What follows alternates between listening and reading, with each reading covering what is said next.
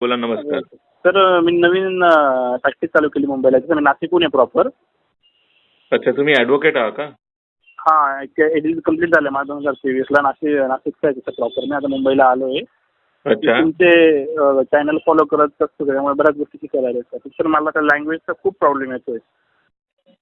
English लँग्वेजचा? हो sir, कारण माझं मराठीमधून शिक्षण झालंय पहिल्यापासून. एलएलबी तसं इंग्लिशमध्ये पेपर दिले, पण ॲज एक्झाम सारखा अभ्यास झाला आहे तो. बरं, लँग्वेज प्रॉब्लेम हा कुठे अडथळा करतोय तुम्हाला? मला जॉईन करून 4-5 दिवस झाले, पण मला कोर्ट रूम मधली कन्व्हर्सेशनच समजत नाही लवकर काय चालू आहे, कसं चालू आहे. कोणत्या कोर्टात? बॉम्बे हायकोर्टाला सर. अच्छा, बॉम्बे हायकोर्टातलं कळत नाही. हां. ओके, तुम्ही जॉईन केला का कुठल्या सिनियर्स ना? हो, जॉईन केलंय सर सिनियर्सना. कोणाला? संदीप शिंदे सरांना. तर ते हायकोर्टातच प्रॅक्टिस करतात का? हो, हायकोर्टाची प्रॅक्टिस आहे पूर्ण त्यांची. तर मग त्यांच्याशी बोलले का ह्या बाबतीत? हो सर, त्यांच्याशी बोललो. ते मला ते कुठेच बोलले की हळूहळू सवय होईल, ते होईल. पण किंवा मी माझा स्वतः सेल्फ डाऊटमध्ये इतका गेलो की मग एक थोडं ओपिनियन म्हणून तुमचे एक व्हिडिओ बघितले, सांगायची पद्धत चांगली म्हणून तुम्हाला जॉईन केलं. हो, बरोबर. मला तुम्हाला आता हेच विचारायचं आहे का की लँग्वेजचं काय करायचं की आणखीन काही आहे? नाही, लँग्वेजसाठीच विषय. लँग्वेजचा म्हणजे मला तो एक कन्व्हर्सेशन लेवलला त्याला लवकर अंडरस्टँड होत नाही पाहिजे तशी. लँग्वेज आणि अंडरस्टँडिंग. ओके. हां, अंडरस्टँडिंग. तर बघा, पहिली गोष्ट असं आहे, हायकोर्टातलं प्रोसिडिंग हे ज्याला लँग्वेज येते इंग्लिश, त्याला सुद्धा लवकर कळत नाही. हां. ही तर बाब आहे. ठीक आहे. हां. ओके. त्यामुळे तुम्ही त्या बाबतीत टेन्शन सध्या एकदम घेऊ नका की अरे मला कळत नाही. कारण ज्यांना कळते त्यांनाही सुरुवातीच्या काळात ते काहीच कळत नाही. एक गोष्ट. दुसरं असं की ज्याला वकिलीत अनुभव आहे, तो सुद्धा जरी हायकोर्टात बसला आणि नुसतेच प्रोसिडिंग ऑब्झर्व्ह करत बसला, तरी त्याला सगळंच नाही कळणार, थोडंच कळेल. कारण की ते मॅटर त्याने वाचलेलं नसते. बरोबर. फक्त ते जे काही बोलणं चाललेलं आहे ते कळते, आणि त्याच्यावरून तो गेस करू शकतो की हे काय चाललेलं असेल, काय इश्यू असेल, एवढंच. नक्की असं फुल्ली कधीच काही ग्रास्प होत नाही. This is second thing. Third thing, आता हे एवढंही नाही कळत त्याचं कारण म्हणजे लँग्वेजवर मास्टरी नाही. तर याकरता तर लँग्वेज इम्प्रुव्हमेंटचा एफर्ट करावाच लागेल तुम्हाला थोडासा. तुम्हाला जे प्रोजेक्ट म्हणून स्वतःला इम्प्रुव्हमेंटसाठी सुरुवात करावी लागेल, लँग्वेजवर काम करावं लागेल. त्याकरिता तुम्हाला काय करावं लागेल की पहिले स्वतःशी कमिटमेंट करणे की मला आता इंग्लिश इम्प्रूव्ह करायचं आहे. ठीक आहे. कमिटमेंट केल्यानंतर पुढचे पावलं निश्चित करावी लागतील. मग सतत इंग्लिश वातावरणामध्ये स्वतःला झोकून द्यावं लागेल. इंग्लिश वातावरणामध्ये झोकणे म्हणजे कसं की इंग्लिश वाचणे, इंग्लिश ऐकणे, इंग्लिश बोलणे, अशा वातावरणात तुम्हाला स्वतःला ठेवावं लागेल.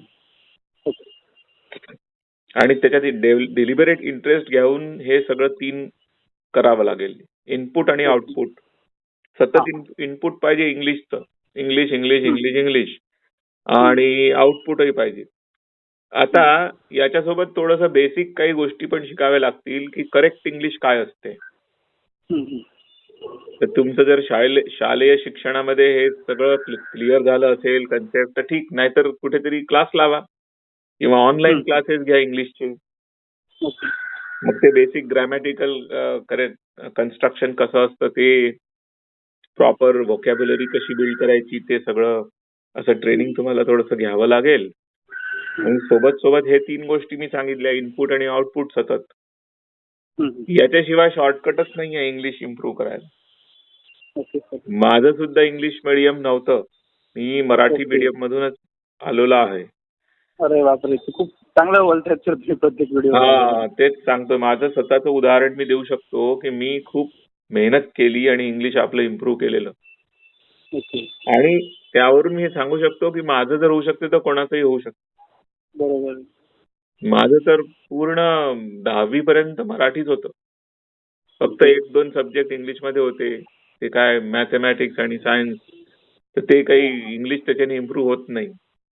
मग 11वी-12वीत इंग्लिश होतं, पण खास माझी काही प्रगती नव्हती. मग मी लॉ मध्येच इंग्लिशच्या संपर्कात आलो. तेव्हापासून मी कामाला लागलो. आणि सिस्टमॅटिकली इम्प्रूव्ह करत राहिलं की हळूहळू ते होतं, इम्प्रूव्ह होतं ते. मग सगळं कळू लागतं. आपलं त्या भाषेवर प्रेमही जडतं आणि मजा येते मग. तर सध्या मी एवढ्याच 2-3 गोष्टी सांगू शकतो. काय काय लक्षात आलं तुमच्या? पहिले म्हणजे मी काय सांगितलं, स्वतःला वातावरणात ठेवा. इंग्लिश हो. त्याच्यामध्ये इनपुट आणि आउटपुट दोन्ही असलं पाहिजे. इंग्लिश वाचणे म्हणजे ते इनपुट झालं, इंग्लिश ऐकणे ते इनपुट झालं. आता काय ऐकणे? तर चांगलं इंग्लिश ऐकण्याकरता व्हिडिओ, आता खूप सारे स्पीकर्सचे व्हिडिओज असतात. हो. तर तुम्ही युट्यूबवरही पहा इंग्लिश इम्प्रुव्हमेंट व्हिडिओज किंवा इंग्लिश इम्प्रुव्हमेंट स्पीचेस, असं काही तर चांगलं सेलिब्रिटीजचे स्पीचेस असतात ते पहा, डिबेट्स पहा, लीगल डिबेट्स पहा. सतत इंग्लिशच वाचताना नॉवेल्स वाचा. एंटरटेनिंग जे तुम्हाला पकड घेते ना ते वाचा. तेव्हा इंग्लिशमध्ये वाचणं कंपल्सरीली होईल. वाचताना तुम्ही जर इंग्लिश इम्प्रुव्हमेंट करायसाठी तुम्ही विचार केला की मी आता खूप विचारवंतांचे आर्टिकल्स वाचतो वगैरे, तर ते पकड नाही घेणार. तुम्हाला जे एकदम कॅच करेल अशा जशा स्टोरीज असतात, इंटरेस्टिंग स्टोरीज. म्हणजे आता भले वकील आहात तुम्ही, पण इंग्लिश इम्प्रुव्हमेंट करायला एवढं करावंच लागेल. थोडंसं एंटरटेनिंग स्टोरीज असतात ज्या तुम्हाला आवडतात.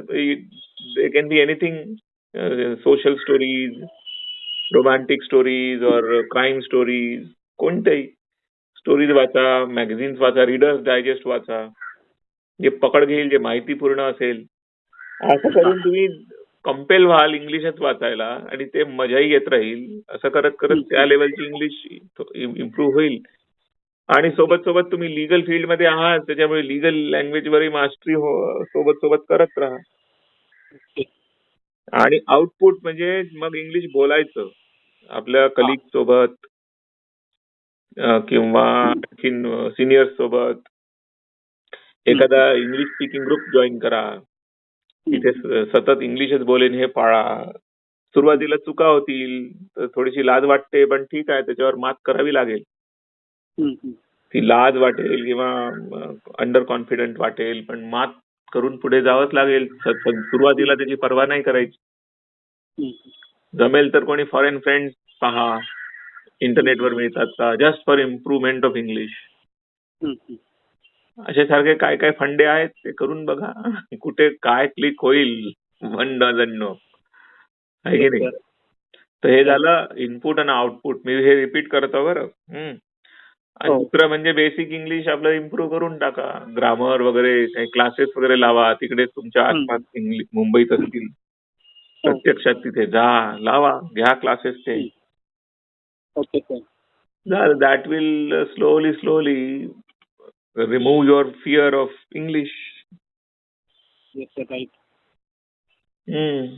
मग त्याच्यात पुष्कळसे ऍस्पेक्ट्स आहे. Building vocabulary, building legal vocabulary, then similar sounding words which try to confuse, त्याच्यातला फरक. मग काही इंग्लिशचे असे शब्द असतात त्याचं स्पेलिंग जसं असते त्याच्यापेक्षा उच्चार वेगळाच असतो, ते माहित करणे. हे नंतरची स्टेज आहे की नाही. आलं लक्षात? एवढं सांगितलं तर होईल मदत. हो सर, 100%. आणि जे आहे समजण्याचा भाग, तर ते सिनियरच्या ऑफिसमध्ये केसेस वाचणे, त्याच्यातले पॉइंट्स समजून घेणे, त्याला अप्लिकेबल असलेला लॉ समजून घेणे आणि ते पॉइंट आर्ग्यू होताना सिनियर कसे आर्ग्यू करतात ते समजणे.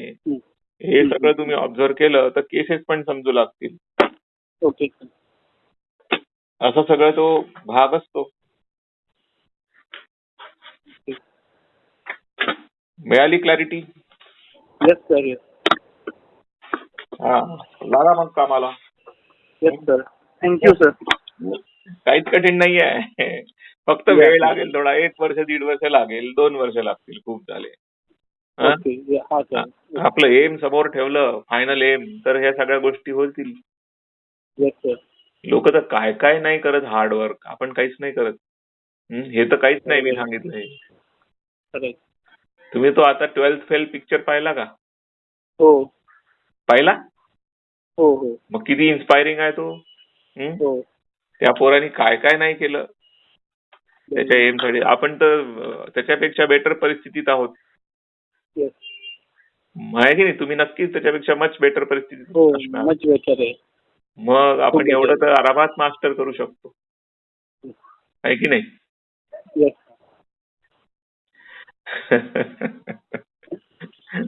Thank you sir thank you. चॅनल बघत राहा. चॅनलवर आवडलं तर कॉमेंट टाका, लाईक करा. येस येस येस सर नक्की. आणखीन बनवेन मी व्हिडिओ. माझ्या मनात हा पण एक व्हिडिओ बनवायचा खूप दिवसापासून आहे. खूप साऱ्या व्ह्युअर्सची, यंग ऍडव्होकेट्सची रिक्वेस्ट आहे की हे इंग्लिश इम्प्रूव्ह कसं करायचं. सर कारण सर आधी आता बऱ्यापैकी मुंबईमध्ये ग्रामीण भागातून पोरं यायला लागले त्यामुळे ती अडचण खूप लोकांना येते. हा चांगलं ना, चांगली गोष्ट आहे. पण हे सगळं वातावरण खायला बघते. काय खूप घाबरायचं म्हणजे काम. फ्रस्ट्रेटिंग होऊन जातं. खूप फ्रस्ट्रेटिंग झालं मला काही दिवसांमध्ये. सॉरी, खूप फ्रस्ट्रेटिंग. फ्रस्ट्रेटिंग होऊन जातं काही वेळा ही गोष्ट की काय नक्की काय चालू आहे काहीच नाही कळत. एक रोडमॅप काय आहे म्हणजे आपल्याकडे. ते फ्रस्ट्रेटिंग होणार एवढं घेऊन चालायचंच. कारण आपण एकदम धाडकन येऊन पडलो ना त्या गावखेड्याच्या वातावरणातून शहरात. तर तो चेंज जो आहे, that change is bound to make you feel stressed. Any change, yes sir. any change makes you feel stressed. Sometimes the stress is good, sometimes it is not good. But this is a good stress, good change. Take it as positive. आहे की नाही? Yes sir. त्याच्यामुळे काही असं निराश व्हायचं काम नाही. होते बिलकुल. करीन मी जेव्हा जमेल तेव्हा तो व्हिडिओ करीन. माझ्या मनात आहेच ते. आता कसं आहे, मी मुद्दाम हिंदीत करतो कारण महाराष्ट्रीयन मित्रांना सुद्धा हिंदी तेवढं कळून जाते. खूपसे लोक मला म्हणतात अरे तुम्ही मराठी असून मराठी का नाही बोलत व्हिडिओत. हा ते सजेशन चांगलं आहे. पाहिजे ना तेवढा ऑडियन्स पाहिजे ना मग. हा एक्झॅक्टली. माझं ते हिंदीत बोललो तर ऑडियन्सचा रीच महाराष्ट्रीयन लोक असतातच तेवढं. आहे की नाही? ऑडियन्स मराठी केलं तर मग खूप लोकांना कळणार नाही ना. फक्त महाराष्ट्रात राहून जाईल. एक्झॅक्टली. जे महाराष्ट्रीयन आहे तेवढ्यांनाच कळेल. बाकी तर आता मी जे करतो हिंदी इंग्लिश मध्ये बरेच. आता साऊथ इंडियन वाले सगळे रिक्वेस्ट करतात की sir please make it in English. आणि नॉर्थ इंडियन वाले म्हणतात सर नाही हिंदी में बोलिये. मी याच खात्रीत सापडतो. म्हणून मग मी काय केलं, एक पॉलिसी केली की जो व्हिडिओ यंग ऍडव्होकेट साठी असेल तो बी इंग्लिश मध्ये बनवतो. कारण I expect them to know at least that much English. Yes sir. Because they are एक अंडरस्टँड की होत चालते तेवढ्या लेवलला काही अडचण येत नाही. एक्झॅक्टली. तेवढं तर क्लिक होते आउटपुटला. तुम्ही जे बोलले ते लक्षात झालं की क्लिक होते आउटपुटला. आउटपुटच तयार होत नाही. इनपुट होतोय प्रत्येक गोष्टी. एक्झॅक्टली. आउटपुट इक्वली इम्पॉर्टंट आहे. आता माझ्या नशिबाने काय झालं, मी लॉ कॉलेजमध्ये जेव्हा गेलो पहिल्या वर्षी तर तिथे ना फॉरेन स्टुडंट्स होते. तर that I took as an opportunity to converse with them on a consistent basis. Okay. Continuously त्यांच्याशी फ्रेंडशिप केली, त्यांचे कल्चर जाणून घेतलं, त्यांच्याशी सतत बोलत राहायचं. Right from meeting in the morning, hello how are you, त्या ग्रीटिंग पासून तर बाय बाय पर्यंत बोलायचं. मजा यायची. It was really fun and enjoyable experience. For 5 years I got that advantage. All foreign friends. इतर लोक त्यांच्याशी काय एवढा बोलतो असं करायचे. अरे पण त्यांना तुम्हाला माहित नाही मला किती बेनिफिट होत होता असं मी त्यांना म्हणायचो. अशा ऑपॉर्च्युनिटीज असतात. आता तुम्हाला नसतील फॉरेन फ्रेंड्स तर you can make. Foreign friend नसतील तर इंडियन्सही राहू शकतात. There is no need of foreigners only. आहे की नाही? एखादा ग्रुप जॉईन करा जो इंग्लिश इम्प्रुव्हमेंटचा असेल. असे खूप ग्रुप्स असतील आता तुम्हाला फेसबुकवरही मिळतील, कदाचित इंटरनेटवर मिळतील, व्हॉट्सअपवर मिळतील. असं काहीतरी शोधा आणि करा. ठीक आहे मग. Yes sir. Yes. Thank you sir. Thank you. Okay. All the best. Thank you.